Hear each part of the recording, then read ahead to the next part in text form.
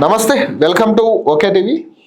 ఈరోజు రాజకీయం, పార్టీలు, పక్షపాతాలు పక్కన పెట్టి ఒక మనిషిగా సమాజంలో బాధ్యత గల పౌరుడిగా మాట్లాడడానికి మీ ముందుకు వచ్చాను. ఒక పక్క మహిళా సాధికారత అని స్పీచ్లు ఇస్తారు, ఆడపిల్లలకు రక్షణ ఇస్తున్నామని గొప్పలు చెప్తారు. కానీ ఒక రాష్ట్రంలో డిప్యూటీ సీఎంగా పవర్లో ఉన్న నాయకుడిగా బాధ్యతాయుతమైన పదవిలో ఉన్న ఉదయనిధి స్టాలిన్ ఒక స్వయం కృషితో ఎదిగిన నటి త్రిషపై ఎలాంటి వ్యాఖ్యలు చేశారో చూస్తే సిగ్గుతో తలదించుకోవాలి. డబుల్ మీనింగ్ డైలాగులు, చౌకబారు మాటలు, ఒక నటిని, ఒక ఆడదానిని ఉద్దేశించి మీరు మాట్లాడిన తీరు సమాజానికి ఏం సందేశం ఇస్తుంది? ఇదేనా మీ సంస్కారం? ఇదేనా మీరు మహిళలకు ఇచ్చే గౌరవం?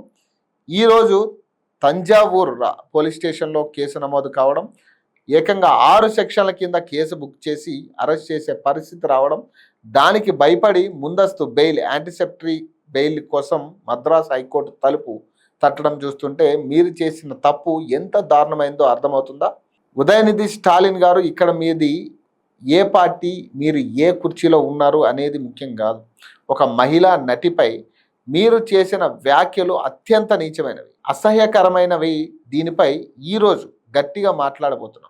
అసలు కేసు వివరాలకు వెళ్తే నటి త్రిషను ఉద్దేశించి ఉదయనిధి స్టాలిన్ చేసిన డబుల్ మీనింగ్గా ద్వంద్వార్థ వ్యాఖ్యలు ఒక్కసారిగా తమిళనాడుతో పాటు దేశవ్యాప్తంగా తీవ్ర కలకలం రేపాయి.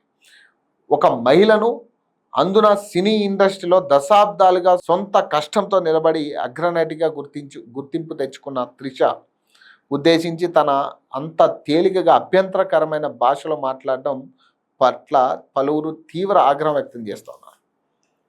పలువురి ఫిర్యాదు తంజావూరు పోలీస్ స్టేషన్కి చేరుకున్నారు. ఈ వ్యాఖ్యలపై ఆగ్రహించిన ప్రజలు, పలు సంఘాల నాయకులు తంజావూరు పోలీస్ స్టేషన్లో ఉదయనిధి స్టాలిన్పై ఫిర్యాదు చేశారు.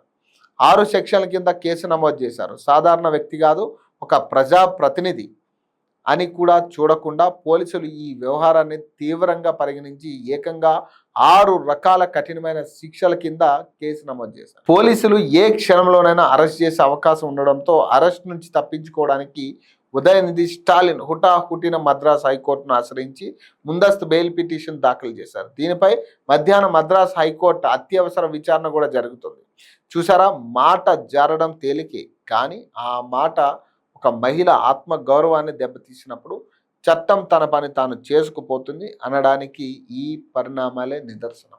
ఉదయనిధి స్టాలిన్ గారు, మిమ్మల్ని నేరుగా ప్రశ్నిస్తున్నాం.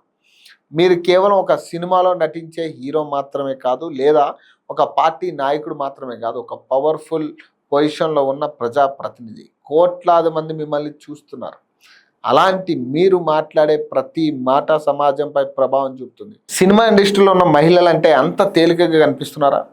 ఒక నటిని పట్టుకుని డబుల్ మీనింగ్ డైలాగ్తో కామెంట్ చేయడానికి మీకు నోరెలా వచ్చింది? ఇదేనా మీ డిఎంకే సంస్కృతి? మహిళలకు ఉచిత ప్రయాణాలు ఇచ్చామని, పెన్షన్లు ఇచ్చామని డబ్బాలు కొట్టుకునే మీరు సొంతంగా ఎదిగిన ఒక నటి ఆత్మగౌరవాన్ని దెబ్బతీసేలా మాట్లాడడం ఏంటి? సినిమా గ్లామర్ వేరు, నిజ జీవిత గౌరవం వేరు. స్క్రీన్ మీద కనిపించే నటీమణులు ప్రజలకు వినోదం అందిస్తారు. అంత మాత్రాన వారి వ్యక్తిగత జీవితాలపై లేదా వారి ప్రవర్తనపై ఏది పడితే అది మాట్లాడే హక్కు మీకు ఎవరిచ్చారు? అరెస్ట్ అనగానే బెయిల్ కోసం పరుగులు ఎందుకు? మైక్ దొరికింది కదా అని నోటికొచ్చినట్టు మాట్లాడినప్పుడు లేని భయం పోలీసులు కేసు నమోదు చేసి అరెస్ట్ చేయడానికి వస్తుంటే హైకోర్టును వెళ్ళి అత్యవసర విచారణ కోరడంలో ఉన్న ఆంతర్యం ఏంటి? మీరు తప్పు చేయకపోతే, మీ మాటలు సరైనవే అయితే కోర్టు చుట్టూ ఎందుకు తిరుగుతున్నారు? ఈరోజు త్రిష స్థానంలో ఏ మహిళ ఉన్నా సరే ఒక ఆడదాని గురించి ఇలాంటి మకిలి మాటలు మాట్లాడడం చట్టరీత్యానే కాదు, నైతికంగా కూడా తీవ్రమైన నేరం. ఈ ఘటన కేవలం తమిళనాడుకే పరిమితం కాదు. సినిమా ఇండస్ట్రీలో పనిచేసే మహిళలను లేదా రాజకీయాల్లో లేని సాధారణ మహిళలను కూడా ఎంత తేలికగా టార్గెట్ చేస్తున్నారో అనడానికి ఇదొక ఉదాహరణ. ఒక మహిళ సొంత కష్టంతో పైకి వస్తే ఆమె ప్రతిభను చూడరు, ఆమె కష్టాన్ని చూడరు.